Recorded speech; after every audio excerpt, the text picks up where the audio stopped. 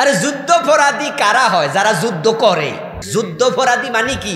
যুদ্ধ চলাকালে যারা দুই গ্রুপ যুদ্ধ করছে, ওই যুদ্ধের মাঝে লুট করছে, দর্শন করছে, খুন করছে, ওরা যুদ্ধে গিয়ে অপরাধ করেছে, যুদ্ধযোগ অপরাধী, যুদ্ধাপরাধী। তো যুদ্ধ তো হয়েছিল পাকিস্তানি সৈন্যের সাথে, ইন্ডিয়া এবং বাংলাদেশের মুক্তিযোদ্ধাদের। এখন যারা আল্লামা সাইদি আছে, নিজামী আছে, তারা কি যুদ্ধ করছে? তো তারা যুদ্ধ অপরাধী হয় কেন? তারা যুদ্ধই করেন। আপনি কি বিবেক নাই? বোঝেন না কথা? আরে যুদ্ধ না করলে অপরাধী হয়, যুদ্ধ অপরাধী হয়। ওরা তো যুদ্ধই চায় না। আল্লামা সাইদি রাহেমাহুল্লাহ যে রাজাকার না, এটা শেখ হাসিনাও জানে। আরে যুদ্ধ অপরাধী তো বহু দূরের কথা, এটা তো আরো জঘন্য ব্যাপার। এই আলী হাসান, মোহাম্মদ মুজাহিদ, আব্দুল কাদের মোল্লা রাহেমাহুমুল্লাহ, মীর কাসেম আলী, ওরা কি যুদ্ধ করছিল? যুদ্ধ তো করছে পাকিস্তানের সৈন্যরা আর বাংলাদেশের মুক্তিযোদ্ধারা, সাথে যোগ দিয়েছে ইন্ডিয়ার সৈন্য। ঠিক কিনা? ঠিক কিনা? তো ওরা যুদ্ধ করে না, যুদ্ধ অপরাধী হয় কেন? আগে শুনতাম ওরা রাজাকার, কিন্তু গত এই জালেম সরকার আইসা কয় যে রাজাকার শব্দ দিয়া ফাঁসি দেয়া যায় না, কারণ রাজাকার শব্দের অর্থ হলো সাহায্যকারী। কথা বুঝছেন? রাজাকারকে বাংলায় বলে স্বেচ্ছাসেবক, আর প্রকৃত শব্দটা হলো রেদাকার। কার কার কার মানে করা, রেদা মানে স্বেচ্ছায় করা। কার থেকে কারওয়ান বাজার, আমাদের ঢাকা একটা জায়গা আছে না ফার্ম গেটের পাশে, যার নাম কি কারওয়ান বাজার, সেখানে লোকেরা কাজ করতো, স্বেচ্ছায় কাজ করে, এই জন্য কারওয়ান বাজার বলে। রেদা কার, কার মানে করা, রেদা মানে স্বেচ্ছা, ইচ্ছা করে কাজ করা, এই জন্য রাজাকার মানে হচ্ছে স্বেচ্ছাসেবক। তো ওরা দেখছে যে রাজাকার শব্দ দিয়া ফাঁসি দেয়া যাবে না, কিন্তু যুদ্ধ অপরাধী দিয়া ফাঁসি দেয়া যায়। এই জন্য জালেমগুলো, যেই লোকেরা যুদ্ধই করে নাই, ওদেরকে যুদ্ধ অপরাধী বানায় ফাঁসি দিয়েছে, ওদের উপর আল্লাহর গজব পড়েছে। এই জন্য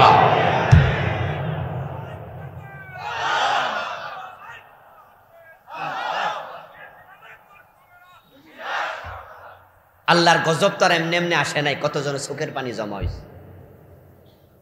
যে লোকগুলা যুদ্ধই করলো না, ওদেরকে যুদ্ধ অপরাধী বানায় ফাঁসি দিলা। অপরাধ কি? আসলে অপরাধটা কি? আসলে অপরাধ ছিল আল্লাহর কোরআনের আইনের কথা বলা। আল্লামা সাইদি রহমতুল্লাহ আলাই, উনার ছেলে যখন মারা গেল, রফিক বুলবুল সাইদি, সেদিন জানাজার নামাজে আমি উপস্থিত ছিলাম, ঠিক আল্লামা সাইদির সামনে দাঁড়ানো ছিলাম। ছোট্ট একটা প্যান্ডেল এরকম বানাইছে, হাজার হাজার মানুষ সামনে, হুজুর মাইক হাতে নিয়ে বক্তৃতা দেয়, ঠিক 1-1.5 হাত 2 হাত দূরে আমি দাঁড়ানো ছিলাম। হুজুরের মুখ থেকে সেদিনে কানে শুনেছি, তিনি বলেছিলেন, আল্লাহর ইজ্জতের কসম, আল্লাহর জাতের কসম, 71-এর কোনো অপরাধের ধুলা বালি কাদা আমি সাইদির গায়ে লাগে নাই, লাগে নাই, লাগে। উনি বলছে যে ওই যে ধুলাবালি কাদা ছিল 71-এ, কিছু রাজাকারী এসে ছিল, আমার গায়ে কোনো কাদা লাগে নাই, এর মানে আমি এর সাথে জড়িত ছিলামই না। ছেলের লাশ সামনে রেখে করেছে। আসলে প্রিয় ভাইয়েরা, আল্লামা সাইদি রাহিমাহুল্লাহ তিনি রাজাকার নন, যুদ্ধ অপরাধী তো নাই। উনার বিরুদ্ধে দর্শনের মামলা দিল, এগুলো মিথ্যা। খুনের মামলা দিল, এগুলো মিথ্যা। এগুলো যে মিথ্যা বানোয়াট, এটা শেখ হাসিনা নিজেও জানে, বিচারকও জানে। এই জন্য স্কাইফি কেলেঙ্কারি, 2 বিচারকের কথোপকথন, এগুলো প্রকাশ পেয়েছিল। এটা যে মিথ্যা, এরা বিচারকরা জানে। যে বিচারক উনার মামলার রায় শুনিয়েছিল, ওই বিচারকও সেদিন বলেছিল আমার সামনে কোরআন হাতে নিয়ে যে আল্লামা সাইদি দাঁড়িয়ে আছে, আমি তার মামলার রায় দিচ্ছি না, আমি দিচ্ছি দেলু রাজাকার, দেলু শিকদার। তারা জানে দেলু শিকদার আর আল্লামা সাইদি এক ব্যক্তি না। এখন প্রশ্ন হলো, কেন আল্লামা সাইদিকে জেলে রাখা হলো? তিনি রাজাকার যদি না হন, তিনি যদি যুদ্ধ অপরাধী না হন, উত্তরটা কোরআনে আছে। কোথায় আছে? সূরা বুরুজে আল্লাহ উত্তর দিয়েছেন। নবীজি মুহাম্মদ সাল্লাল্লাহু আলাইহি ওয়াসাল্লামকে 100 উট দেবে ঘোষণা দিয়ে কল্লা কাটতে চেয়েছিল। আপনাদের কাছে আমার প্রশ্ন, রাসূল কি আসলে অপরাধী ছিলেন? তো কোন কারণে কল্লা কাটতে চাইছে তার উত্তর কোরআনে আছে না নাই? হযরত জাকারিয়া আলাইহিস সালামকে কি করাত দিয়ে 2 টুকরা করা হয় নাই? উনি কি অপরাধী ছিলেন? তাহলে কোন কারণে? ওই কারণটার উত্তর কোরআনে নাই। সবগুলো উত্তর আল্লাহ কোরআনে একসাথে দিয়েছেন। সেটা হচ্ছে ওয়ামা নাকামু মিনহুম ইল্লা আন ইউমিনু বিল্লাহিল আজিজিল হামিদ। যেই কথায় মামলা খাওয়া লাগবে, যেই কাজ করলে জেলে যাওয়া লাগবে, রাসূল এবং কোরআনের পক্ষে যদি মিছিল করেন, মিটিং করেন, রাজনীতি করেন, কোরআন দিয়ে দেশ চালাইতে যান, তখন রাজাকার বলে জেলে দেয়া হয়। প্রিয় ভাইয়েরা, মসজিদে গিয়ে রাসূলকে মানা সহজ। আমরা সুন্নাহ মানি না তা নয়, মানি, ততক্ষণ মানব যতক্ষণ রিস্ক নাই। কিন্তু কোরআন দিয়ে দেশ চালানোর কথা বলা সহজ নয়। আল্লামা সাইদি যদি নামাজ রোজার ওয়াজ করতেন, পীর হইয়া মুরিদ বানাইতেন, জিকিরের তালিম দিতেন, আল্লাহর জমিনে আল্লাহর আইনের কথা না বলতেন, আল্লামা সাইদিকেও রাজাকার বানানো হতো না। তিনি যখন বলেছেন যে না, জমিন যার, আইন চলবে শুধুই তার, তিনি তার প্রতিটা মাহফিলে বাঘের মতো হুঙ্কার দিয়ে, সিংহের মতো গর্জন দিয়ে বলতেন, আল্লাহ ছাড়া কারো আইন মানা যাবে না। আর ওই জালেমগুলো হিসাব করে দেখছে, নবীজির মতো নামাজ পড়লে, নবীজির মতো টুপি মাথা দিলে অসুবিধা নাই, কিন্তু নবীজির মতো দেশ চালাইলে অনেক অসুবিধা। কারণ নবীর মতো কোরআন দিয়ে দেশ চললে তাদের সুদের ব্যবসার থাকবে না।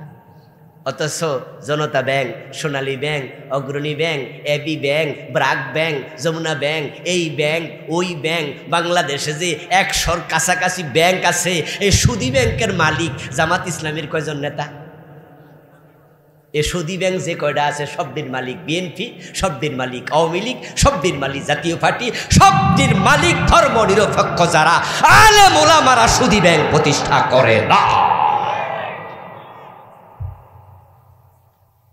এখন ওইরা যারা আছে ইসলামের বাহিরে, ইসলামী ধ্যান ধারণার বাহিরে, তারা হিসাব করে দেখছে এ দেশে যদি কোরআনের আইন চালু হয়, আমাদের সুদী ব্যাংক তো আর চলতে তারা দিবে না। তাহলে আমাদের কোটি কোটি টাকার ব্যবসার কি হবে? কয়দিন আগে যখন অগাস্ট বিপ্লব হলো, তখন তো ফেসিস্টরা পালাইলো, ইসলামী ভাবধারার লোকেরা আমরা একটু বুক ফুলে মাথা উঁচু করে কিছু কথাবার্তা বলছি। তখন এক সিনেমার নায়িকাকে দেখলাম, এক সাংবাদিক প্রশ্ন করতেছে, আচ্ছা বাংলাদেশে তো ইসলামওয়ালারা মোটামুটি আগাইয়া যাচ্ছে, এ দেশে ইসলাম আসুক, আপনি কি চান? ওই সিনেমার নায়িকা বলতেছে, হ্যাঁ ইসলাম আসলে তো ভালোই, ইসলাম তো ভালো জিনিস, আসলে আমিও পক্ষে। কথা হইলে আমনের সিনেমার কি? সাংবাদিক প্রশ্ন করছে, আপনি যে সিনেমা বানান, আপনি সিনেমার নায়িকা। তখন ওই মহিলা বলতেছে, হ্যাঁ ইসলাম আসলে তো আর মনে হয় সিনেমা করতে দিব না। এরপরে আচ্ছা তাহলে ইসলামী সিনেমা বানাম। কথা বুঝছেন? ওরা হিসাব করে দেখেছে যে সিনেমা আমরা যারা চালাই, ইসলাম আসলে সিনেমা হল থাকবে না, ইসলাম আসলে মদের ব্যবসা থাকবে না, ইসলাম আসলে সুদ খাওয়া যাবে না, গোশ খাওয়া যাবে না, দেশের টাকা পাচার করে কানাডায় বেগম পাড়া বানানো যাবে না। তাই ইসলামের পক্ষে যারাই কথা বলে, তারা তাদেরকে সুবিধা মতো রাজাকার, সুবিধা মতো যুদ্ধাপরাধী, বয়স যদি না মিলে তাহলেও সুবিধা মতো জঙ্গি বানায়া মামলা দিয়ে দেয়, ঠিক কিনা? গত 15 বছরে কত জঙ্গির মামলা সাজাইছে, কত জঙ্গির মামলা। কারণ আমি আবুল কালাম আজাদ, আমার জন্ম 75-এ। তাহলে যুদ্ধ ক বছর পরে? 4 বছর পরে। এখন আমি যে ইসলামের পক্ষে কথা বলি, কোরআনের আইনের কথা বলি শক্তভাবে, গত 15 বছরও সারি নাই, বলেছি যা কপালে যা আসে হবে, আল্লাহর কথা তো বলতেই হবে। এই যে বলেছি, তারা যদি আমাকে অ্যারেস্ট করতো, তাহলে আমার জন্ম যেহেতু স্বাধীনতার পরে, চাইলেও আমাকে রাজাকার বানানোর কোনো সুযোগ নাই, যুদ্ধ অপরাধী তো নাই। তারা ভাবছে তাহলে ওদেরকে থামাবো কি দিয়া? তাই আমাদেরকে থামানোর জন্য জঙ্গি নাটক সাজাইছে।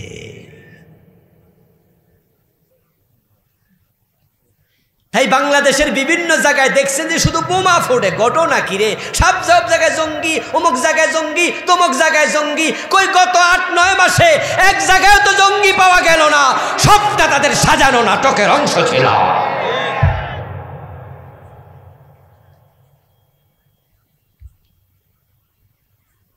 আমি সকালবেলায় ফজরের নামাজ পড়ে বের হলাম একটু রুম থেকে। আমাকে রাস্তার পাশে দাঁড়ানো দেখে 3-4 ভাই, 2-3 ভাই দৌড় মারলেন, হুজুর হুজুর একটু দাঁড়ান। কত মাস 2-3 আগের কথা বলছি। তা আমি দাঁড়ালাম, ওনারা এসে পরিচয় দিলেন, আমি অমুক, হুজুর আপনার রাস্তায় দেখে একটু দৌড়াই আসছি। এরকম দাড়িওয়ালা একজন পাঞ্জাবি গায়ে টুপি মাথায় বলতেছে, হুজুর আমি পুলিশের একজন SI দারোগা, আমি চাকরি করি টেরোরিজম, কাউন্টার টেরোরিজম ওদের এখানে ওই জোনে। আমি ওনার দিকে তাকাই অবাক হলাম যে এত সুন্দর লম্বা দাড়ি, মাথায় টুপি, গায়ে পাঞ্জাবি, উনি কাউন্টার টেরোরিজম ওই জোনে চাকরি করে। আমি বললাম কত বছর ধরে? বলল 5-6 বছর। তখন আমি বললাম ভাই আপনারে যেহেতু পাইছি তাহলে চলেন একটু হাঁটাহাঁটি করি আর আপনার থেকে কিছু এলেম কালাম শিখি। কি এলেম? আপনার থেকে আমি তো তাব্বাতিয়াদা সূরা শিখবো না, ওজুর মাসলা রোজার মাসলা না। যে এলেম আপনার কাছে আছে এটা আমার কাছে নাই, সেটা হচ্ছে কাউন্টার টেরোরিজমের কামটা কি, ওই এলেমটা একটু আমার দেন। কারণ গত এই 15 বছরে এই কাউন্টার টেরোরিজমের কথা কত শতবার শুনেছি, তার কোনো হিসাব নাই।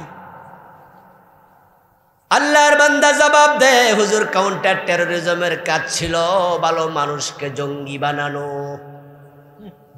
কি বললেন? বলে হ্যাঁ হুজুর আমরা এটাই করছি। বলল আমি 5 বছর সেখানে কাজ করতেছি, কত নিরপরাধ মানুষকে ধরে এনে যে জঙ্গি বানাইছে আমার চোখের সামনে। কিছু বলার নাই, করার নাই, চাকরি থাকবে না, তাই চাকরি তো করতে হবে। নিজের চোখ সাক্ষী, নিজের কান সাক্ষী, নিরপরাধকে জঙ্গি বানাইছে। যে আপনারা মাঝে মাঝে শুনতেন অমুক বাড়িতে জঙ্গি ধরা পড়ছে, মাইক নিয়া বলতেছে এই তোমরা বেরিয়ে আসো, বেরিয়ে আসো। সেখানে সেনাবাহিনী, র্যাব, বিজিবি, পুলিশ বাড়ি ঘুরো রাখছে। আমরা বলতাম হ্যাঁ, আসলে সবটাই ছিল নাটক। মানে হলো হুজুর বিভিন্ন জায়গায় বিভিন্ন অপরাধে বিভিন্ন জনকে ধরতো, নিরপরাধ লোককেও ধরতো, কিন্তু যখন জঙ্গি নাটকটা সাজাইতো তখন আমরা ওই জেল থেকে 4-5টা যুবক পোলাপানকে আগে হ্যান্ডকাপ পরাইয়া চোখ বেঁধে গাড়িতে তুলে ওই বাড়িতে আইনা রাখতাম। ওই বাড়িটা ভাড়া নিতাম, ভাড়া নিয়া ওই বাড়িতে রেখে তারপর ঘরের বাহির দিয়ে তালা লাগাইয়া আমরা চলে যেতাম। পরের দিন আবার সাংবাদিকদের খবর দিতাম যে অমুক বাড়িতে জঙ্গি ধরা পড়ছে, আর আমরা বিজিবি, র্যাব সব হাজির হতাম। তারপর বলতাম বের হবে কেমনে, তালা তো আমরাই দিছি। এই কথা বলার পর আমি তাকে জিজ্ঞাসা করলাম, আচ্ছা এই নাটক আপনারা সাজাতেন লাভটা কি, কারণটা কি? ওইটা সরকারের নির্দেশনা ছিল, আন্তর্জাতিক বিশ্বকে সরকার যেন জানাতে পারে বাংলাদেশে জঙ্গির উত্থান হচ্ছে, জঙ্গি আছে। এ জঙ্গিবাদ দমন করতে হলে এই সরকারকে ক্ষমতায় রাখতে হবে। আমার বন্ধু, আমি তখন ওই এসআইকে দারোগারে বললাম গজব তো শুধু শুধু আসে নাই, কারণ যখন মাজলুম বদদোয়া দেয়, রাসূল বলছেন মাজলুমের বদদোয়া এবং আল্লাহর মাঝখানে কোনো পর্দা থাকে না। এই নিরপরাধ মানুষগুলাকে ধরছে আল্লামা সাইদিরে 13টা বছর জেলখানায় পচাইছে। শেষ পর্যন্ত উনাকে হাসপাতালে নিয়ে সুস্থ মানুষটাকে বিষ প্রয়োগ করে হত্যা করেছে। এখন রাসূলুল্লাহ সাল্লাল্লাহু আলাইহি ওয়াসাল্লামের সুন্নাহ শুধু মসজিদে নয়, যখন একজন মুসলমান মসজিদে থাকবে তখন সুন্নাহ মেনে মসজিদে নামাজ পড়বে, ইমামতি করবে, মসজিদ থেকে সুন্নাহ মেনে বের হবে, সুন্নাহ মেনে ঢুকবে। ওই মুসলমান যখন ব্যবসা করবে, রাসূলের সুন্নাহ ব্যবসার মাঝে আছে না নাই? রাসূল কি ব্যবসা করেন নাই? যখন বিয়ে করতে যাবেন, বিয়ে জীবনে রাসূলের সুন্নাহ আছে কিনা? যখন খাবেন, খাওয়াতে সুন্নাহ নাই? যখন ঘুমাবেন, ঘুমানোর সময় সুন্নাহ নাই? ইভেন যখন টয়লেটে ঢুকবেন, কখন কাপড় তোলা দিতে হবে সেটাও হাদিসে আছে না নাই? এবার দেশ চালানো বিশাল ব্যাপার, সেখানে রাসূলের সুন্নাহ মেনে চলা দরকার আছে না নাই? 54 বছর যারা দেশ চালাইলো, সে রাষ্ট্রীয় জীবনে রাসূলের সুন্নাহ তারা মানে নাই। তাই সব জায়গায় সুন্নাহ না মানলে প্রকৃত উম্মত হওয়ার কোনো সুযোগ নেই। বরং যেই মানুষগুলো রাসূলুল্লাহ রাষ্ট্রীয় জীবনে সুন্নাহ মানে না, তারা ঈমান নিয়ে মরতে পারবে না। কারণ রাসূলের সুন্নায় রাষ্ট্র চালানোটা ফরজ, রাসূলের সুন্নাহ টুপি মাথার দেয়া এটা সুন্নায় মুস্তাহাব্বা, সুন্নায় জায়েদা, অতিরিক্ত সুন্নাহ। এই যে আমি টুপিটা খুললাম, এখন কি আমার কোনো গুণ হয়ে গেছে? টুপি মাথায় দেয়া সুন্নাহ জায়েদা, সুন্নাল মুস্তাহাব্বা, দিলে সওয়াব আছে, না দিলে গুনাহ নাই। কিন্তু রাসূল আল্লাহর আইনে রাষ্ট্র চালানো এটা এরকম সুন্নাহ না সুন্নাতে ওয়াজিবা? এটা হচ্ছে আবশ্যিক সুন্নাহ। ইনিল হুকমু ইল্লা লিল্লাহ, এটা আল্লাহর অর্ডার, আল্লাহ ছাড়া কারো আইন চলবে না।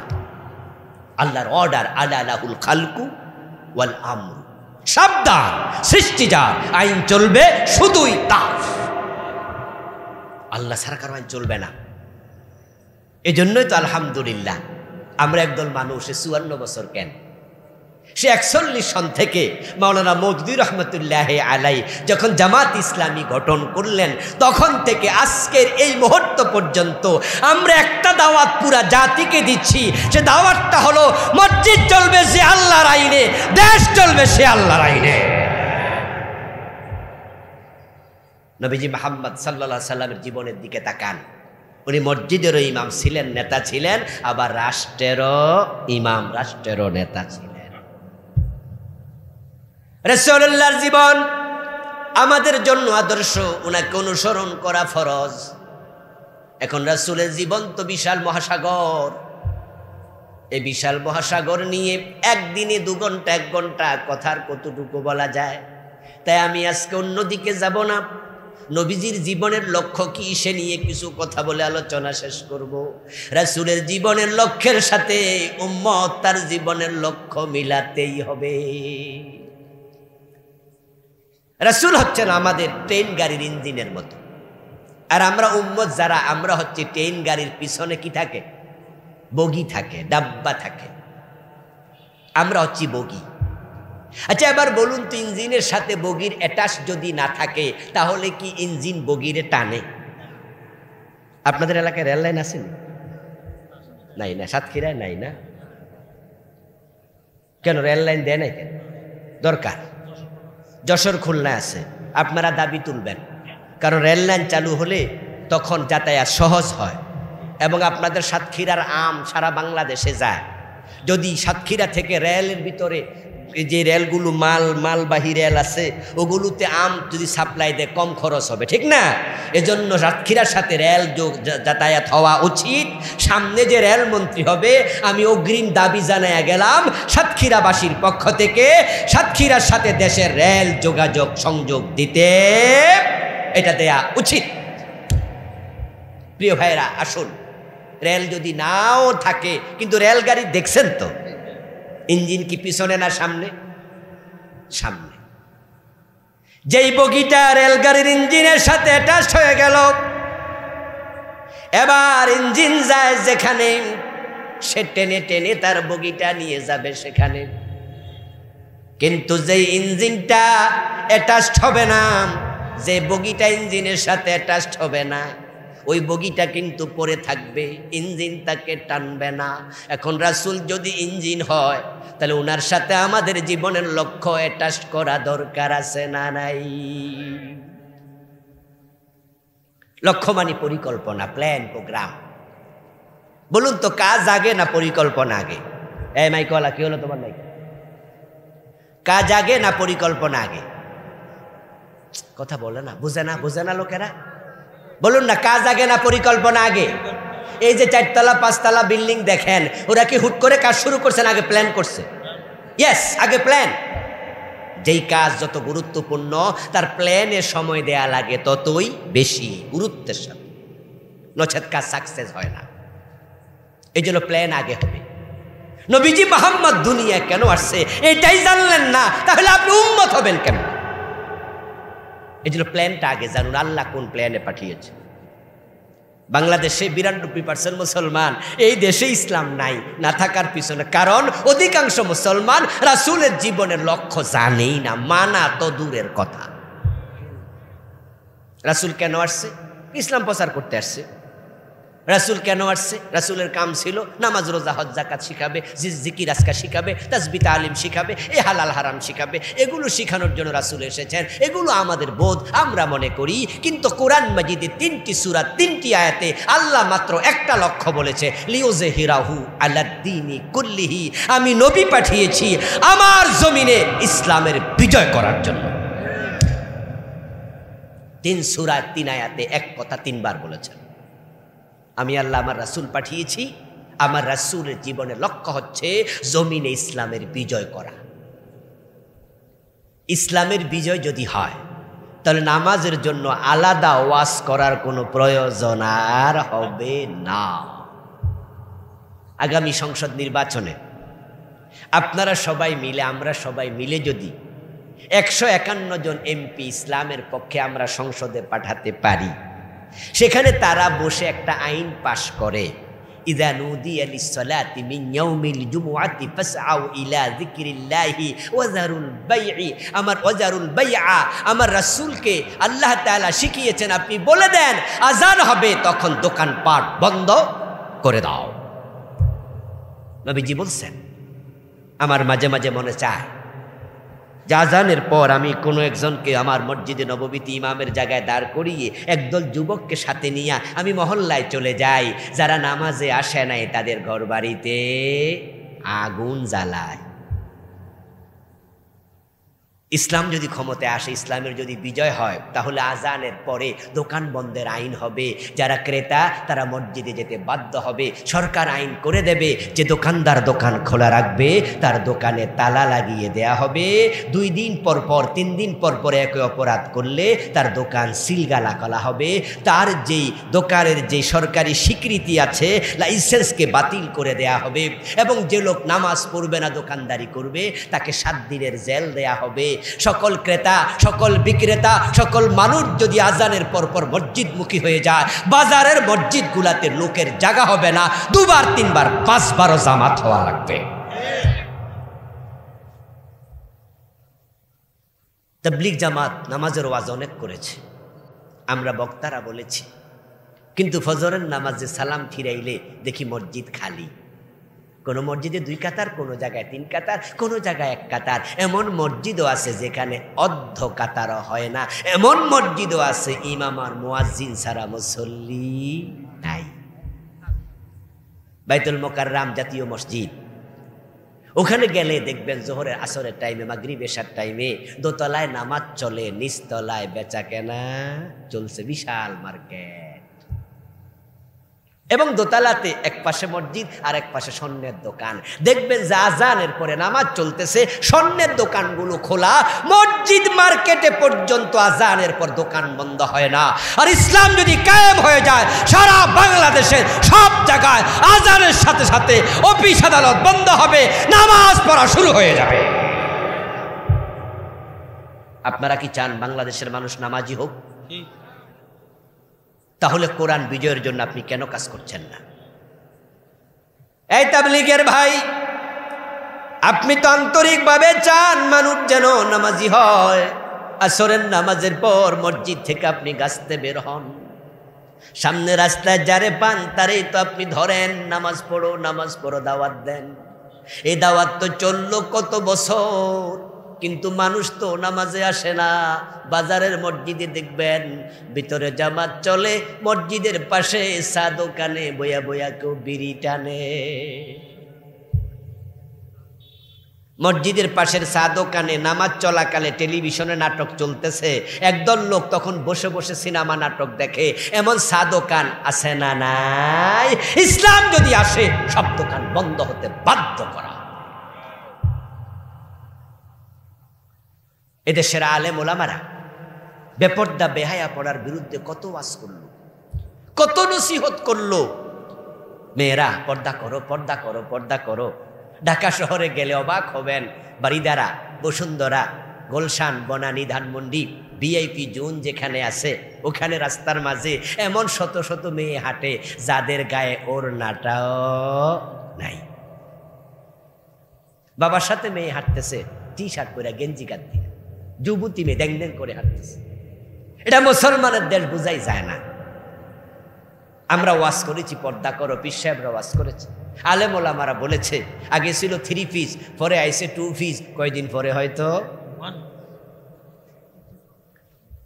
ওড়না যারা গলায় দেয়, ওড়না ছিল বুকে, ওড়না থাকবে মাথায়, এখন মাথার ওড়না, বুকের ওড়না গলায় গেছে, কেউ কেউ ফেলে দিয়েছে। বেপর্দা নারীর সংখ্যা দিন দিন শহরে বেড়ে যাচ্ছে।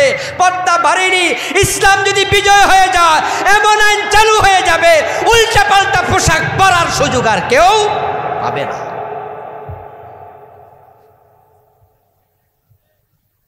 ইসলাম শালীনতা মানতে বাধ্য করবে। সৌদি আরবে আলহামদুলিল্লাহ, আপনারা যারা উমরায় গেছেন, হজে গেছেন, ওখানে আপনি বেপর্দা নারী দেখতে পাবেন না, সব বোরকাওয়ালা। আফগানিস্তানে ইসলাম কায়েম হয়েছে, সেখানে সব বোরকাওয়ালা। এখন আপনারা যারা ইসলামের পক্ষের লোক, পর্দার পক্ষের লোক, আপনারা তো ওয়াজ করলেন সিনেমার বিরুদ্ধে। আমাদের বড় বড় আলেমরা ওয়াজ করেছে, সুদের বিরুদ্ধে করেছে, ঘুষের বিরুদ্ধে করেছে। আপনাদের কাছে আমার বিনয়ের সাথে প্রশ্ন, বাংলাদেশে সুদ আগের চেয়ে কমেছে না বেড়েছে? ঘুষ, সিনেমা, নাটক। আজ থেকে 20 বছর আগে যান, 30 বছর আগে যান, এই দেশে সিনেমা হল ছিল জেলা শহরে, পরে আসছে থানা শহরে। বা বিটিভিতে কোনো সিনেমা দেখানো হতো না। পরে আমরা ছোটকালে হঠাৎ করে শুনলাম যে প্রতি শুক্রবারে একটা করে সিনেমা দেবে। অন্য অন্য চ্যানেলগুলো তখন ছিল না। পরে আস্তে আস্তে করে এমন বাড়ছে, এখন তো মোবাইলের কারণে যুবকদের হাতে সিনেমা হল আছে, ঠিক কিনা? কিভাবে ঠেকাবেন? ওয়াজ করে তো ঠেকানো যাবে না। আগে নাটক এবং সিনেমা বাংলাদেশি নায়ক নায়িকারা বানাতো। হঠাৎ করে আওয়ামী লীগ সরকারে, ফেসিস্ট সরকার, তারা ইন্ডিয়ার সাথে চুক্তি করলো। ওই চুক্তির মাঝে দেখা যায় যে বাংলাদেশ ভারত যৌথ প্রযোজনা। তখন ইন্ডিয়ার সিনেমা বাংলাদেশে ঢুকে গেল। জি বাংলা, স্টার জলসা, জি প্লাস, সিনে প্লাস, আরো কত সিনেমার কত নাটকের চ্যানেল, সিনেমার চ্যানেল এই দেশে ঢুকাইয়া দিল। এখন এই দেশের যুবকদের বাঁচাতে হলে ইসলাম বিজয় করা ছাড়া চরিত্র বাঁচানোর কোন রাস্তা নাই। পরবর্তী প্রজন্মকে কার হাতে রেখে যাবেন? কার হাতে রেখে যাবেন? এই মোবাইলগুলোতে মাঝে মাঝে আমরা ওয়াজ শুনি। আল্লামা সাইদি রাহিমাহুল্লাহর একটা ওয়াজ লাগাও তো, তারেক মনোয়ার ভাইয়ের একটা ওয়াজ লাগাও তো, আব্দুল্লাহ আলমিনের একটা ওয়াজ লাগাও, আবুল কালাম আজাদ সাহেবের একটা ওয়াজ শুনি। দেখবেন যে আমাদের ওয়াজের মাঝখানে আইসা লাফ মারে, বিভিন্ন অ্যাড দেয়, নায়ক নায়িকার ছবি দেখা যায়। আপনি টান দিছেন, একটা আইসা গেছে আরেক। আল ইনসানু হারিসুন ফিমা মুনিআ, আরবি একটি বিখ্যাত প্রবাদ। নিষিদ্ধ জিনিসের প্রতি মানুষের আকর্ষণ বেশি।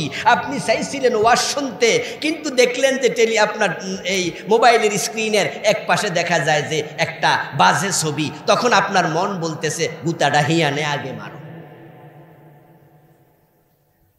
এখন ওয়াজ করলে কি এই সিনেমা বন্ধ হবে, নাটক বন্ধ হবে? ওয়াজ করলে কি আকাশ কন্ট্রোল করা যাবে? অসম্ভব। দিনের বিজয় করো। একদিনের একটা আইনে ইসলামের বিজয় যদি হয়, সব সিনেমা বন্ধ করে দেওয়া যাবে।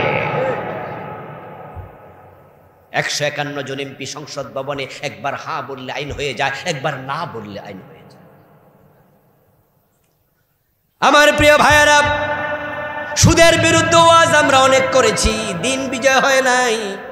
তাই এখন সুদ সমাজের রন্ধ্রে রন্ধ্রে প্রবিষ্ট। অথচ নবীজি বলেছেন, মান আকালা দিরহাম রিবা ওয়া হুয়া ইয়ালাম আন্নাহু আশাদ্দু মিন 36 জিনা। যে ব্যক্তি জেনে বুঝে 1 টাকা সুদ খাবে, তার আমলনামায় 36 বার জিনার গুনাহ লেখা হবে। لعن رسول الله صلى الله عليه وسلم كلا الربا وموكله وشاهديه وكاتبه وقال هم سواء। নবীজি বলেন, যে সুদ খায়, যে সুদ দেয়, যে সুদের সাক্ষী থাকে, যে সুদ লেখালেখি করে, সবগুলোর উপর আল্লাহর লানত। তারা গুনাহের ব্যাপারে সমান। আর সুদ খাওয়ার সবচেয়ে ছোট গুনাহটা হলো মায়ের সাথে জিনা করা। ওয়াজ করলে সুদ বন্ধ হবে? এই যে আজকের এই মাহফিলে আপনারা তো কয়েক হাজার লোক হবেন, আমরা সবাই মিলে যদি একটা স্লোগান দেই, বাংলাদেশে সুদী ব্যাংক চলতে দেয়া হবে না, এই স্লোগান দিলে কালকে সুদী ব্যাংক বন্ধ হয়ে যাবে, ঠিক না? কিচ্ছু হইব না। আর যদি 151 জন এমপি ইসলামের পক্ষে সংসদে পাঠানো যায়, ওরা যদি সুদ বন্ধ করতে চায়, একবার না বলে দেবে, সাথে সাথে সুদ বন্ধ হয়ে যাবে। প্রিয় ভাইরা, দিন বিজয়ের গুরুত্ব এত বেশি, নবী মুহাম্মদকে দায়িত্ব আল্লাহ দিয়েছেন। এখন এবার বলুন তো, নবীর দায়িত্ব আমাদের কাঁধে আছে না নাই? নবী কি আর আসবেন? আরে হ্যাঁ না বলে না কেন? নবী আসবেন, এই দায়িত্ব পালন করবে উম্মত। এই জন্য নবীকে অনুসরণ করা ফরজ। আরে দিন কায়েমের কথা আমরা শখে বলি না। কেউ কেউ তো ভাবে জামাত ইসলামীর লোকেরা, হুজুররা, এরাও তো রাজনীতি করে, ওরা ইসলামী আইনের কথা কইয়া আসলে ক্ষমতায় যেতে চায়। হ্যাঁ দোস্ত, ক্ষমতা আমরা যেতে চাই, তবে তোমাদের মতো পেটের জন্য না, পকেট ভরার জন্য না, কানাডায় বাড়ি বানানোর জন্য না। আমরা ক্ষমতা চাই আল্লাহর কোরআনের আইন কায়েম করার জন্য।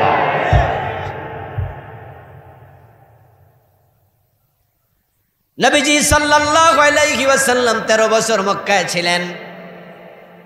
কোরআন মাজিদের ৮৬টা সূরা মক্কায় নাজিল হয়ে গেল, কিন্তু মক্কার জমিনে দিনের বিজয় তিনি করতে পারেন নাই। বরং আল্লাহর কোরআন নিয়ে মক্কার সংসদ দারুন নাদওয়াতে ঢোকার কোনো পরিবেশ তিনি পান নাই। মক্কার লোকেরা দারুন নাদওয়াতে বসে সিদ্ধান্ত নিয়েছিল, লা তাসমাউ লিহাদাল কুরআন ওয়ালগাউ ফীহি লাআল্লাকুম তাগলিবুন। মুহাম্মদ যেখানে কোরআন পড়বে সেখানে কোরআন শুনতে যাওয়া যাবে না। আবু জেহেলরা সিদ্ধান্ত নিয়েছে দারুন নাদওয়াতে, মক্কার সংসদ ভবনে, যে মুহাম্মাদের কোরআন শুনতে যাওয়া যাবে না।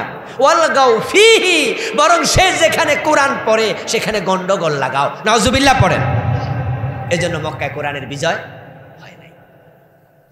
আবু জেহেলদের সিদ্ধান্তের সাথে এই ফেসিস সরকারের কাজের মিল ছিল। এর জন্য তারাও মাহফিল 144 জারি করত, আলেম ওলামাদেরকে ঠেকাইতো।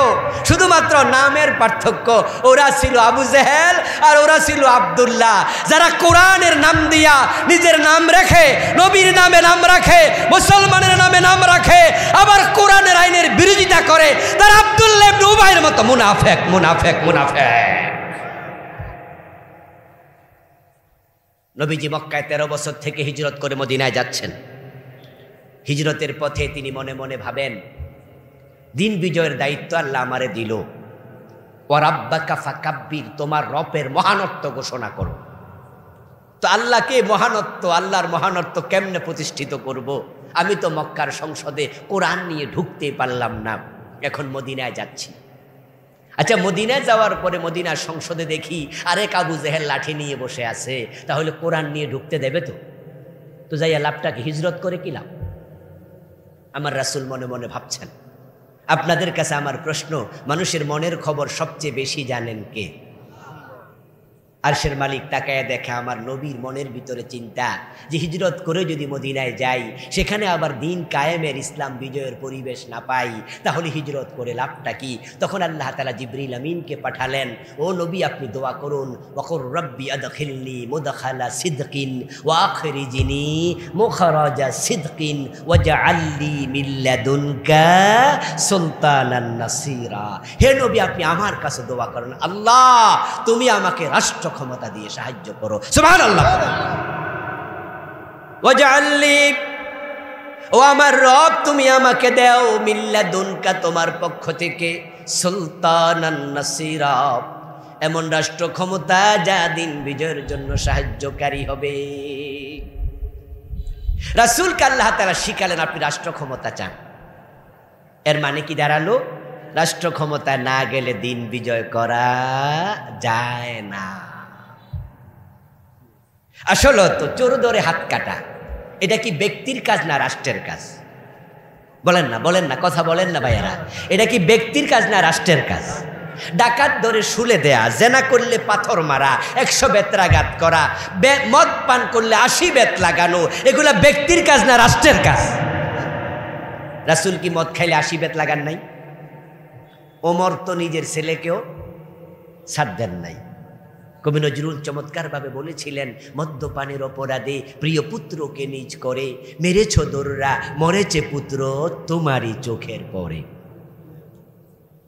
রাষ্ট্রীয় ক্ষমতায় না গেলে আপনি আজান হলে দোকান বন্ধের আইন করতে পারবেন না। রাষ্ট্রীয় ক্ষমতায় না গেলে যাকাত ভিত্তিক অর্থ ব্যবস্থা চালু করার সুযোগ আপনি পাবেন না। এটা রাষ্ট্রের কাজ। তুখাযু মিন আগনিয়াইহিম ফাতুরাদ্দু ইলা ফুকারাইহিম। যাকাত তুলবে রাষ্ট্র, যাকাত বন্টন করবে রাষ্ট্র, চোর ধরে হাত কাটবে রাষ্ট্র। এটা রাষ্ট্রীয় কাজ। এই জন্য আল্লাহ নবীজিকে শিখাচ্ছে, ও নবী আপনি দোয়া করুন, আল্লাহ আমার রাষ্ট্র ক্ষমতা দেও। এবার আপনাদের কাছে আমার প্রশ্ন, রাসূল যদি রাষ্ট্র ক্ষমতা চাইয়া দোয়া করে, সেই দোয়া আমাদের করা দরকার আছে না নাই? অথচ আমরা হুজুররা যখন ইসলামী রাষ্ট্রের কথা বলি, তখন আপনাদের কেউ কেউ কয় হুজুররা আবার ক্ষমতা যাওয়া কি দরকার? কিছু কিছু আলেম নামের জালেম আছে, ওরা পর্যন্ত মন্তব্য করে যে বাংলাদেশে একটা দল আছে যারা শুধু গদি চায়, ক্ষমতা চায়। আরে মিয়া, তুমি যদি গদি না পাও, ক্ষমতা না পাও, তাহলে তুমি ফৌজদারি আইন কায়েম করবা কেমনে? বঙ্গবন্ধু শেখ মুজিব তিনি বড় স্বপ্ন দেখে বাংলাদেশটা স্বাধীন করেছিলেন। তিনি বলেছিলেন যে আমি সোনার বাংলা বানাবো। কিন্তু ক্ষমতায় আসার 2.5 বছর 2 বছরের মাথায় স্বপ্ন ভেঙে খান খান হয়ে গেল। তিনি আফসোস করে বলেছিলেন আমি পারলাম না, কারণ মানুষ পায় স্বর্ণের খনি, আমি পাইছি চোরের খনি। সে চোর এখনো বাংলাদেশে আছে না নাই? কমছে না বাড়ছে? কিন্তু তিনি যদি চুরি বন্ধ করার জন্য কোরআনের আইন চালু করতেন, হাত কাটা, তাহলে কিন্তু হাত কাটার আইন যদি 6 মাস চালু রাখা যায়, দেশকে চুরি মুক্ত করা সম্ভব হবে। একটা হাত কাটা চোর দেখে 100,000 চোর চুরি ছেড়ে দেবে। ঠেলার নাম বাবাজি, মায়ের উপর ওষুধ নেই। আমাদের সরকার আইন করছে, বিজিবি, র্যাব, পুলিশ সবাইরে দিয়া মাদক নিয়ন্ত্রণ করার জন্য বিভিন্ন জায়গায় টহল বাহিনী পাঠায়। একবারে আপনার বর্ডারে দেখবেন যে বিজিবির টহল চলছে, এবং কক্সবাজার থেকে বাংলাদেশে আপনার ঢুকবেন, টেকনাফ থেকে দেখবেন 1 মাইল 2 মাইল 3 মাইল পরে বিভিন্ন তল্লাশি চলছে। ইয়াবা আসতে যেন না পারে, হেরোইন, ফেন্সিডিল আসতে না পারে। এরপরও বাংলাদেশে মদ আছে না নাই? কারণ কি? কারণ হচ্ছে তারা এক পথে আসতে দেয় না, আরেক পথে ঢুকে যায়। এবং হোটেল শেরাটনে যদি যায়, তাহলে পুলিশও আর অভিযান চালায় না, ওখানে নীরবে বইয়া বইয়া মজা করে মদ খাওয়া যায়, কারণ সেখানে মদ খাওয়ার লাইসেন্স আছে। 5 স্টার হোটেলগুলোতে মদের অনুমতি আছে। আমাদের রাষ্ট্রের বিভিন্ন বড় বড় অফিস আদালতগুলোতে মদের লাইসেন্স আছে, চলছে মদ খাওয়া। এখন ঢুকে যাচ্ছে মদ, কিন্তু সরকার বলছে 0 টলারেন্স, মদ বন্ধ করা যাচ্ছে না। আমি বলবো, মদ বন্ধ যদি করতে চাও, তাহলে তোমাদের 0 টলারেন্স সব নীতি বাদ দাও। হজরত ওমরের মতো রাষ্ট্রীয় অনুশাসন চালু করে 80 বেদ দেওয়া শুরু করে দাও। যে মদ পান করবে কাউকে ছাড় দেবে না, নেতার ছেলে হোক, নেতা নিজে হোক, ইসলামী আইন চালু করো, 80 বেদ দাও। 6 মাস পরে বাংলার সীমানায় মাদকের বোতল পাওয়া যাবে না। দিন বিজয় ছাড়া মদ বন্ধ হবে না, সুদ ঘোষ বন্ধ হবে না, কোনোটাই হবে না। প্রিয় ভাইরা, এ দিন বিজয়ের উদ্দেশ্যে নবী পাঠাইছেন। আমার রাসূল দিন বিজয় করলেন। আলহামদুলিল্লাহ, রাসূলুল্লাহ সাল্লাল্লাহু আলাইহি সাল্লাম যখন দিনের বিজয় করে দিলেন, সমাজে এত শান্তি আসলো, সাম্য আসলো, ভারসাম্য আসলো। হযরত ওমর তো রাসূলের ইন্তেকালের মাত্র 3 বছরের মাথায় ক্ষমতায়, রাসূল ইন্তেকাল করলেন। আবু বকর 2 বছর 4 মাস ক্ষমতায়, তারপর ওমর ক্ষমতায় চলে আসলেন। ইসলামের ইতিহাস দেখুন, ওই জাহিলিয়াতের যুগ এমনভাবে চেঞ্জ হয়ে গেল।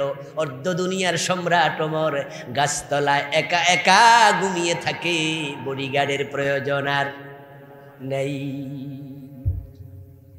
শান্তি কাকে বলে? হযরত ওমরের যুগে কেউ কেউ বলেছেন দ্বিতীয় ওমর আব্দুল আজিজ রাহিমাহুল্লাহর যুগে এতটাই সমৃদ্ধি এসেছিল, এতটাই উন্নতি এসেছিল যে জাকাত বিভাগের কর্মচারী জাকাতের টাকা কাঁধে নিয়ে ঘরে জাকাত খাওয়ার মতো লোক নাই। আমার বাংলাদেশটাকে আমরা উন্নত দেখতে চাই, সমৃদ্ধ দেখতে চাই। আসলেই এটা সোনার বাংলা। ইসলাম যদি আসে, দারিদ্র্য মুক্ত করতে এক যোগও লাগবে না। এদেশের মাটি কত যে উর্বর।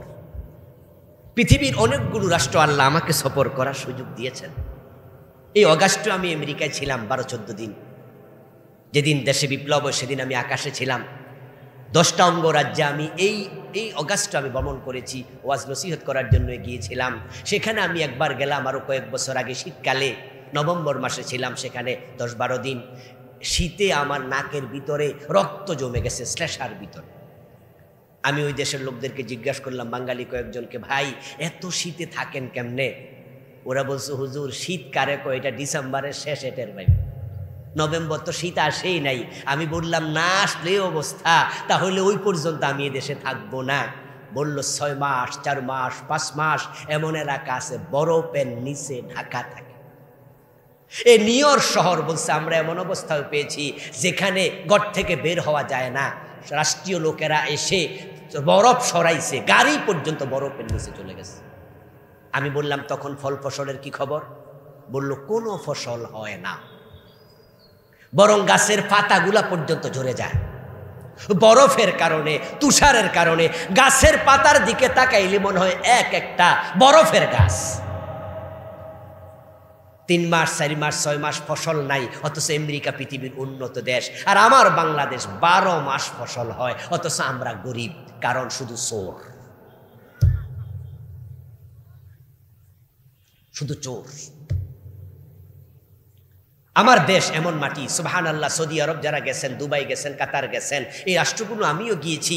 সেখানে গাছ আছে, তবে তাকায় দেখবেন গাছের নিচে রাস্তার পাশে সেখানে আছে পাইপ লাইন। সকালে একবার পানি দেয়, রাতের বেলা আবার পানি দেয়, 2 বেলা, বিকাল বেলা, সকাল বেলায় পানি না দিলে গাছ বাঁচে না। আর আমার বাংলাদেশ আম খেয়ে আম ফেলে দেয়, নিজে নিজে গাছ হইয়া আম ধরে, তার পিছনে কোনো টাকা খরচের প্রয়োজন। লাউ নষ্ট হয়ে গেছে, শক্ত হয়ে গেছে। মা বোনরা বলে, এই লাউটা খাওয়া যাবে না, এটা নষ্ট, ফালাই দে। ওই লাউটা ফালাই দিয়েছেন, পচে গেছে, কাক আইসা লাউয়ের গোটা খাইয়ে ফেলছে, তারপর পায়খানা করে দিছে দূরে কোথাও। ও পায়খানা থেকে গোটা বাড়িয়া লাউ গাছ হইয়া লাউ ধরে। এ হলো বাংলাদেশ। মালয়েশিয়া স্বাধীন হয়েছে আমাদের মাত্র 8 থেকে 10 বছর আগে।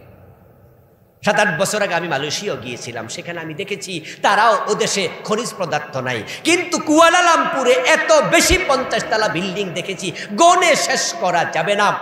আর টুইন টাওয়ারের পাশে দাঁড়িয়ে যখন আমি চূড়া দেখতে চাইলাম, টুপি খুলে হাতে নিয়েছি, মাটিতে পড়ে যেতে পারে এত বড় বিল্ডিং তারা বানিয়েছে মাত্র আমাদের 8 থেকে 9 বছর আগে স্বাধীন হইয়া। তারা যদি আগাতে পারে, পুরা বাংলাদেশে একটা 50 তলা বিল্ডিং আমরা আজ পর্যন্ত বানাতে পারি নাই। আমরা কেন পিছিয়ে আছি? তারা মাহাতির মোহাম্মদের মতো সৎ নেতা পেয়েছে, আর আমরা পেয়েছি চোর আর বাটপার, দেশের টাকা বিদেশ পাঠাইয়া কানাডায় বাড়ি বানা, আমেরিকা বাড়ি বানা। এই জন্য আমাদের স্লোগান কি? আল্লাহর আইন চাই, সৎলোকের শাসন চাই। সৎলোক দরকার, সৎলোক দরকার, সৎলোক দরকার। আলহামদুলিল্লাহ। আবার সাথে সাথে দুঃখ, পরিতাপ। 2জন মন্ত্রী আমরা পেয়েছিলাম, মাওলানা মতিউর রহমান নিজামী রাহেমাহুল্লাহ, আলী হাসান মোহাম্মদ মুজাহিদ রাহেমাহুল্লাহ। 5 বছর মন্ত্রী ছিলেন, 1 টাকা দুর্নীতির অভিযোগ কোনো জালেম করতে পারে নাই। ফখরুদ্দিন মঈনুদ্দিন সরকার এসে টর্চলাইট দিয়ে, মাইক্রোস্কোপ দিয়ে খুঁজেছিল, 1 টাকা দুর্নীতির অভিযোগ। বাংলাদেশে যে 30-35-40টা মন্ত্রণালয় আছে, যদি প্রত্যেকটা মন্ত্রণালয়ে এরকম সৎ নেতা বসায়া দিতে পারেন, এই দেশ মালয়েশিয়ার মতো হতে 1 যোগও লাগবে না, 1 যোগও লাগবে। এই জন্য আসুন না দিনের বিজয় করি। দুনিয়া সমৃদ্ধি পাবেন, আখেরাতে জান্নাত পাবেন। আর দিন যদি বিজয়ী করা না যায়, ইসলাম মানা সহজ হবে না। রাসূলের সুন্নাহ থেকে দূরে সরে যাওয়ার কারণে জান্নাত পাওয়া সহজ হবে না। আল্লাহ তাআলা বাংলার জমিনকে দিন বিজয়ের জন্য কবুল করো, সবাই বলেন আমিন। আমরা স্বপ্ন দেখছি, আমরা আশা করছি ইনশাআল্লাহ অচিরে বাংলাদেশে দিনের বিজয় হবে। ইসলামী শক্তিগুলো কাছাকাছি আসছে। এদেশের ইসলামী দলগুলো যদি এক জায়গায় বসে যেতে পারে, আলেমরা এক হলে জালেমরা লেজ তুলে পালিয়ে যাবে। এই জন্য আপনারা এক হয়ে যান, দলাদলি ভুলে যান, কোরআন কায়েমের ব্যাপারে এক জায়গায় চলে আসেন। ইখতিলাফ ছিল, ইখতিলাফ থাকবে। কেউ হাত বুকে বাঁধে, কেউ হাত নাভির নিচে বাঁধে, কেউ আমিন জোরে বলে, কেউ আমিন আস্তে বলে, কেউ কেয়াম করে, কেউ কেয়াম করে না। এক একজন এক এক জায়গায় আমরা আছি, মত আছে, ভিন্নতা, কিন্তু কোরআন এবং হাদিস মানার ব্যাপারে মত ভিন্নতা নাই। আমরা আলেমরা যদি এক হয়ে যেতে পারি, ইসলাম কায়েম হতে বেশি দিন লাগবে না। হতে পারে আগামী সংসদে আল্লাহর কোরআন ঢুকে যাবে, আমরা আশা করছি। ফেসিস্টরা পালিয়ে গেছে, এখন নতুন কোন ফেসিস্টের জন্ম যেন বাংলাদেশে না হয়, সতর্ক থাকতে হবে। রাজাকার রাজাকার এই শব্দ বলতে বলতে জালেমরা পালাতে বাধ্য হয়েছে। শেখ হাসিনার রাজাকার শব্দ থেকেই জুলাইয়ের আন্দোলনের স্ফুলিঙ্গ ছড়িয়ে পড়েছে।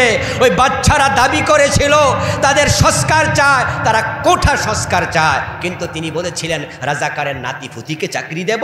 এক শব্দ থেকে আগুন লেগে গেছে, শেষ পর্যন্ত দেশ থেকে পালাতে বাধ্য হয়েছে। এই শব্দ নতুন করে যারা মুখে আনতে চাইবে তাদেরকে একই অবস্থা বরণ করা লাগবে। সে বস্তা পচা দুর্গন্ধময় এই শব্দ দিয়ে নতুন কোন ষড়যন্ত্র বাংলার মানুষ মেনে নেবে না।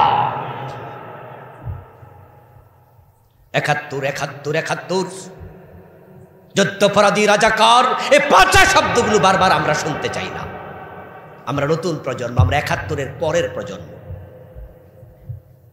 আমরা এই দেশে কাউকে বিভক্তির দাবানল জ্বালিয়ে দমিয়ে রাখবে এই ষড়যন্ত্রে আমরা কখনো পা দেব না, এটা মেনেও নেব না।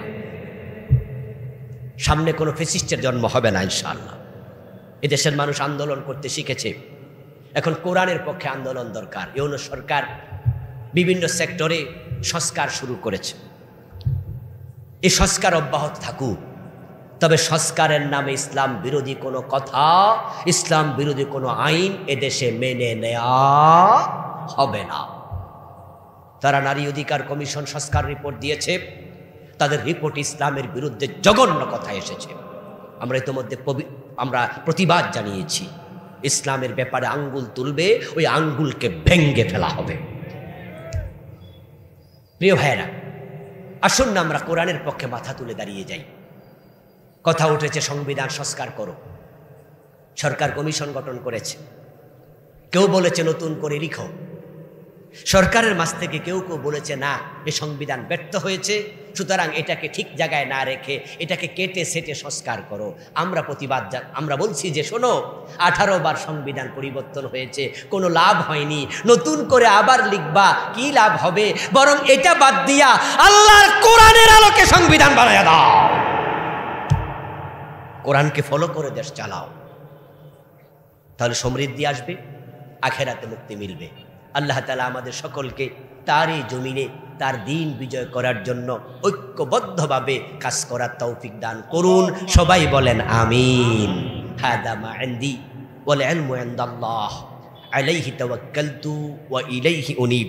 প্রিয় ভাইয়েরা, আমরা সংক্ষেপে দোয়া করে বিদায় নিতে চাই। রাস্তায় আমার গাড়িটা আছে, ওখানে আমার লেখা 8টি বই আছে, শিরকের উপর, বেদাতের উপর, সালাতের উপর, পরিবারের উপর, আখেরাতের উপর, রাসূলুল্লাহর জীবনের উপর। যারা শিক্ষিত মানুষ আছেন তারা বই সংগ্রহ করতে পারবেন ড্রাইভার সাহেব থেকে। মাহফিল বাংলাদেশে কে বা কেডা এটা ঢুকাইছে আমি জানি না, এটা নবীজির সুন্নাহর খেলাফ। নবীজি সাল্লাল্লাহু আলাইহি সাল্লাম শিখিয়েছেন লিররিজালিত তাসবিহু ওয়া লিন-নিসাঈত তাসবিহু। রাসূল বলেছেন যদি ইমাম ভুল করে, পুরুষ মুক্তাদি তারা সুবহানাল্লাহ বলবে। তাসবিহ, তাসবিহ মানে কি? সুবহানাল্লাহ। আর যদি মহিলা মুক্তাদি থাকে তারা মুখে কিছু বলবে না, বরং তারা হাতের উপরে এভাবে আওয়াজ করবে। পুরুষেরা সুবহানাল্লাহ বলবে। এখন কে বা কারা বাংলাদেশে সুবহানাল্লাহ ধাক্কা দিয়ে সরাই আল্লাহু আকবার ঢুকাই দিছে এটা আমি জানি না। তাহলে এখন থেকে আমরা ইমাম ভুল করলে আমরা লোকমা দেব কি শব্দে? সুবহানাল্লাহ শব্দে।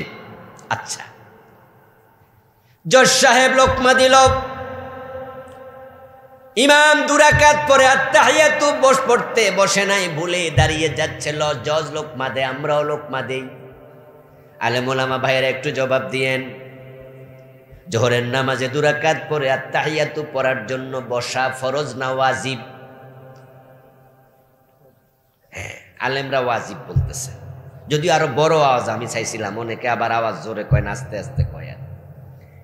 মাসালাটা জেনে রাখেন, 2 রাকাত পড়ে আত্তাহিয়াতুর জন্য বসাটা কি ওয়াজিব, শেষ বৈঠক ফরজ, মাঝের বৈঠক কি ওয়াজিব।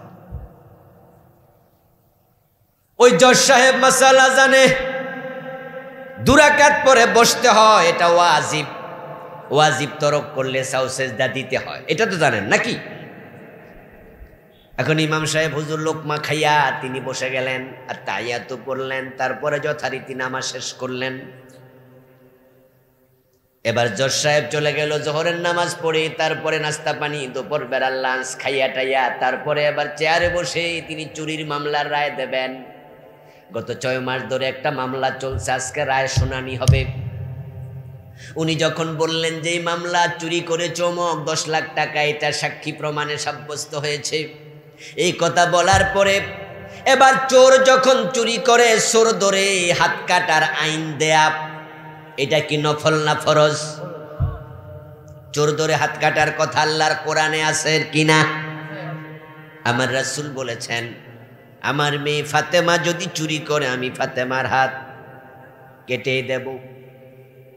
আল্লাহ তাআলা বলেছেন, আস-সারিকু ওয়াস-সারিকাতু ফাকতাউ আইদিয়াহুমা জাযাআম বিমা কাসাবা নাকালাম মিনাল্লাহ। চোর নারী হোক আর পুরুষ হোক, চোর ধরে হাত কেটে দাও, এটা আল্লাহর অর্ডার। এই জন্য নবীজি বলছেন, আমার মেয়ে চুরি করলে তাকেও ছাড় দেওয়ার কোনো সুযোগ নাই। এখন জজ সাহেব যখন আদালতের চেয়ারে বসলো, এই 54টা বছরে বাংলাদেশে চোর ধরে হাত কাটার রায় কয়জন জজ দিছে? কথা বলে না ভাইয়েরা, কয়জনে দিছে? বাংলাদেশে চোর নাই, আদালতে চুরির মামলা নাই, কিন্তু হাত কাটার রায় দিছে। হাত কাটার রায় দেয়া নফল না ফরজ? ওয়াজিব না ফরজ? কিন্তু ইমাম যখন ভুল করছিল, ভুলটা ছিল কিসে? ওয়াজিবে। ওই যে 2 রাকাত পড়ে তাহিয়াতু পড়ে নাই, ভুল করছিল। জজ সাহেব ইমামের লোকমা দেয় ওয়াজিবে, আদালতে নিজের ফরজের খবর নেই। মসজিদে গেলে আমরা রাসূলকেও মানি, আল্লাহকেও মানি, কিন্তু আমরা আদালতে আর মানি না। আমরা এমপি হইয়া সংসদে যখন ঢোকে, সংসদ ভবনের ভিতরেও কিন্তু মসজিদ আছে। একবার এমপিরা যেখানে সংসদ ভবনে গোল একটা রুম আছে, এমপিদের রুম, ওখানে নামাজ পড়ার জায়গা পাশেই আছে। আমিও ঢুকছিলাম ওখানে, জোহরের নামাজও পড়ছি, তবে এমপি হইয়া ঢুকি নাই, দর্শক হইয়া ঢুকছি। ওখানে জোহরের নামাজের জায়গা আছে, আসরের জায়গা আছে, মসজিদ আছে। ইমাম, এই এমপি সাহেবরা যখন নামাজে যায়, ইমাম যদি ভুল করে তখন তারা কিন্তু সেখানে ইমামরে লোকমা দেয়। আবার নিজেরা যখন চেয়ারে আইসা বসে তখন রাসূলকে মানে নাই, তাই হুজুরে লোকমা দিছে। কিন্তু 300 এমপি আল্লাহর আইনে দেশ চালায় না, এই জন্য কেউ কোনোদিন ভাবেও নাই রাসূলকে এখানেও মানা ফরজ, চিন্তাতেও নেই।